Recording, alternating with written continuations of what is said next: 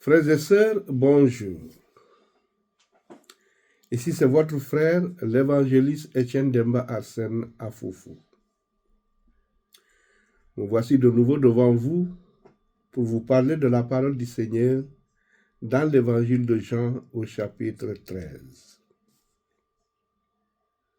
Avant la fête de Pâques, Jésus, sachant que son heure était venue de passer de ce monde au Père, et ayant aimé les siens qui étaient dans le monde, mit le comble à son amour pour eux.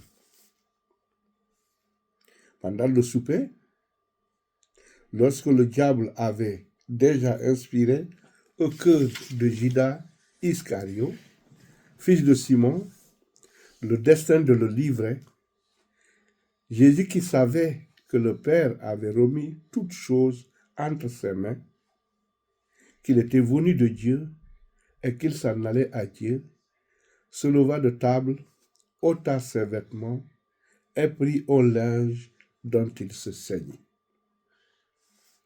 Ensuite, il versa de l'eau dans un bassin et il se mit à laver les pieds des disciples et à les essuyer avec le linge dont il était saint. Il vint donc à Simon-Pierre et Pierre lui dit, « Toi, Seigneur, tu me laves les pieds ?» Jésus lui répondit, « Ce que je fais, tu ne le comprends pas maintenant, mais tu le comprendras bientôt. » Pierre lui dit, « Non, jamais tu ne me laveras les pieds. » Jésus lui répondit, « Si je ne te lave, tu n'auras point de part avec moi. » Cette phrase est une citation biblique tirée de l'Évangile selon Jean, chapitre 13, verset 8, prononcée par Jésus à Pierre lors du lavement des pieds durant la Sainte. Et qui était une leçon spirituelle majeure sur l'humanité et la purification. Le lavement des pieds, à l'époque, était une tâche réservée aux esclaves. En lavant les pieds de ses disciples, Jésus, le Maître, inverse les hiérarchies et se fait serviteur.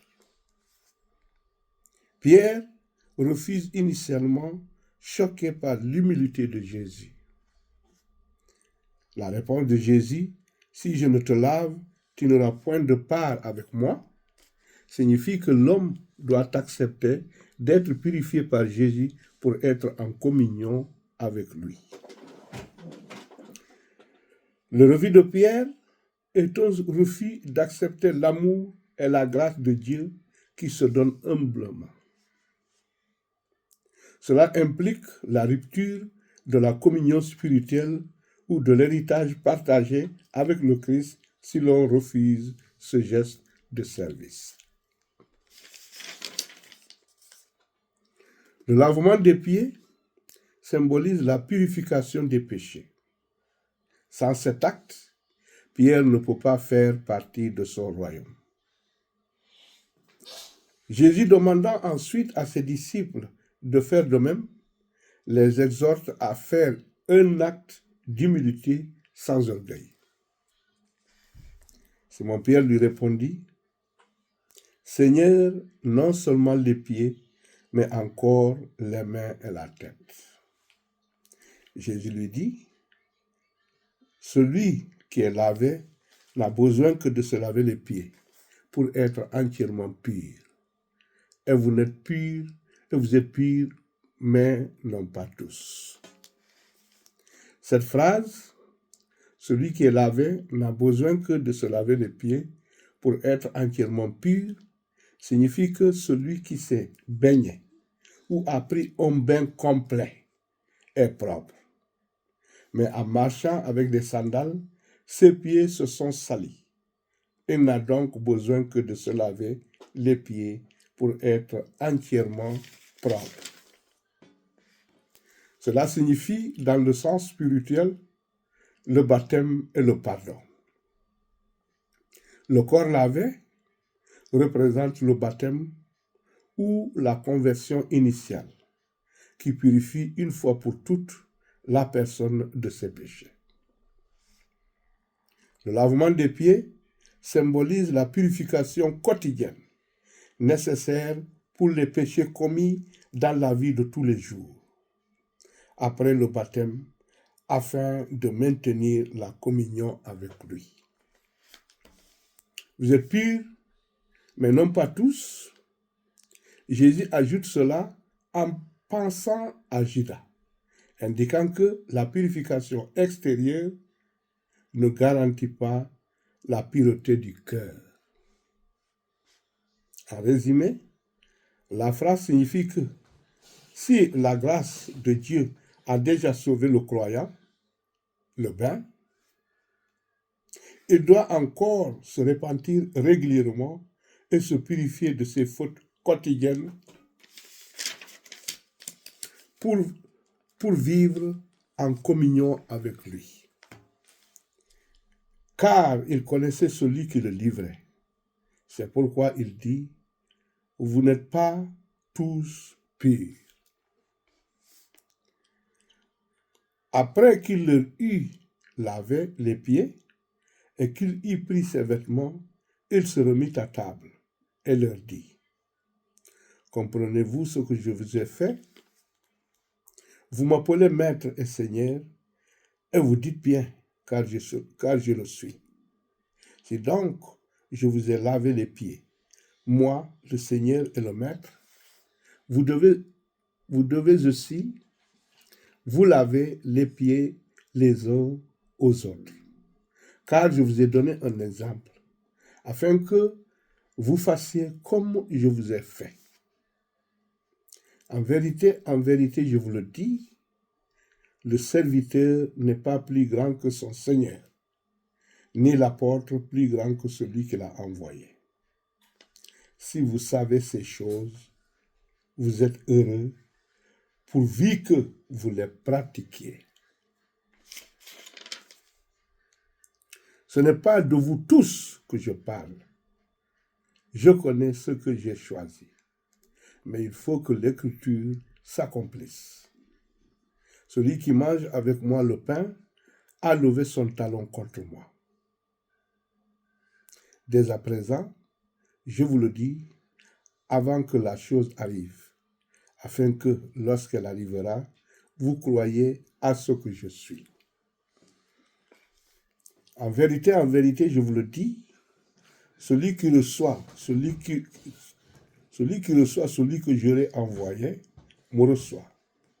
Et celui qui me reçoit celui qui m'a envoyé. Et à ainsi parler, Jésus fut troublé en son esprit. Et il dit expressement, en vérité, je vous le dis, l'un de vous me livrera. Les disciples se regardaient les uns les autres, ne sachant de qui ils parlaient. Un des disciples, celui que Jésus aimait, était couché sur le sein de Jésus. Simon-Pierre lui fit signe de demander qui était celui dont parlait Jésus. Et ce disciple, s'étant penché sur la poitrine de Jésus, lui dit, « Seigneur, qui est-ce » Jésus répondit, « C'est celui à qui je donnerai le morceau trempé. » Et ayant trempé le morceau, il le donna à Judas, fils de Simon l'Iscariot. Dès que le morceau fut donné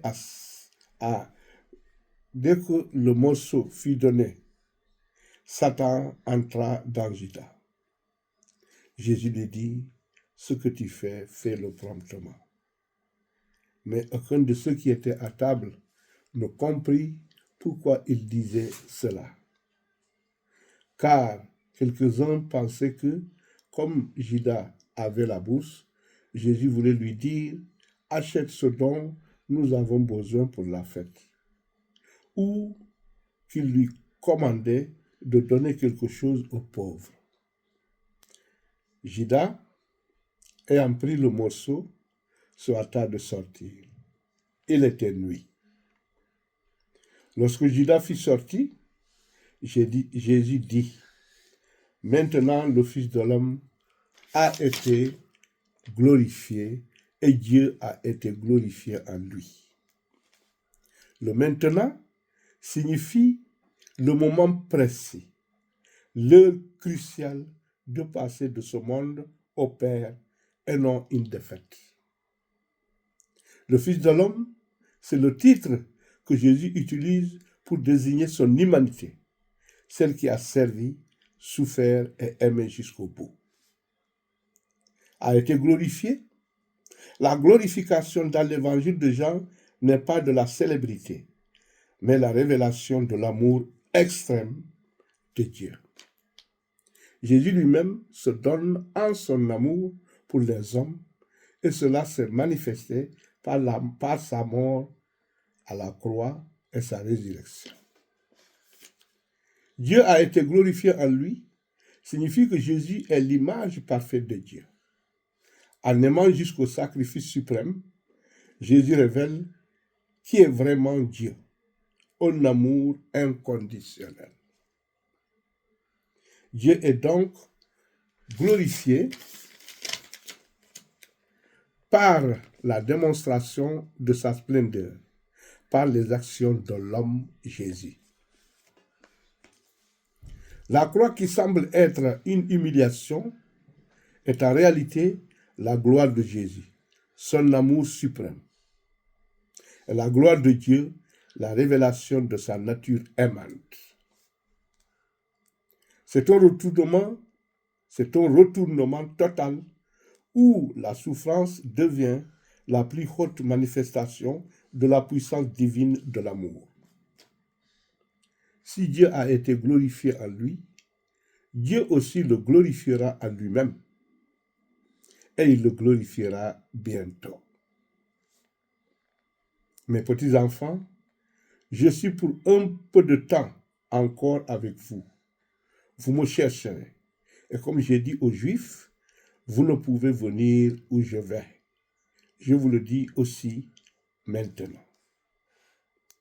Je vous donne un commandement nouveau. Aimez-vous les uns les autres. Comme je vous ai aimé, vous aussi aimez-vous les uns les autres. À ceci, tous connaîtront que vous êtes mes disciples, si vous avez de l'amour les uns pour les autres. Simon-Pierre lui dit, « Seigneur, où vas-tu » Jésus répondit, « Tu ne peux pas maintenant me suivre où je vais, mais tu me suivras plus tard. » Seigneur, lui dit Pierre, « Pourquoi ne puis-je pas te suivre maintenant? Je donnerai ma vie pour toi. » Jésus répondit, « Tu donneras ta vie pour moi? En vérité, je te le dis, le coq ne chantera pas que tu ne m'aies renié 3 fois. » Frères et sœurs, c'est ici que prend fin la parole du Seigneur dans l'évangile de Jean au chapitre 13. Je vous salue abondamment tout en vous donnant rendez-vous pour la prochaine fois. Merci.